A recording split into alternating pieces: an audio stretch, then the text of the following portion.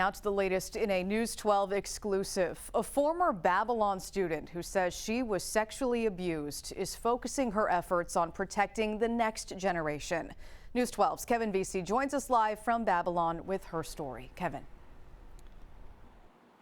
And Macy, that woman who graduated from Babylon High School back in 2008 is now a police officer with the NYPD. So she says she's using her past traumatic experiences and her knowledge of law enforcement, and she's working to help the kids who are at this school right now, as well as everyone else who comes after them.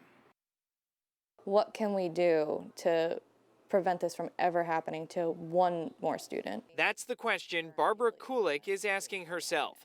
The Babylon graduate says she was abused by her tennis coach and was one of dozens who bravely spoke at Monday night's school board meeting. He would take the other end of his tennis racket and put it in between our legs and up our tennis skirts. I compare him to the Larry Nassar of Babylon. But despite the trauma she says she endured, Kulick went on to become a police officer with the NYPD. And now she wants to team up with advocacy groups and lawmakers to create lasting change that will protect future students. I'd like to see a law against grooming, not being allowed to have a relationship with a student within a certain amount of time after they graduate. So far, nobody who spoke at Monday's meeting pressed charges, according to Suffolk Police. That includes Barbara, who says she'd rather push forward instead of looking back. Keith Scott, who advocates for abuse victims at the Safe Center LI, says some survivors prefer to heal without filing criminal complaints. Many times, victims don't want to go through what our criminal justice system might do to them.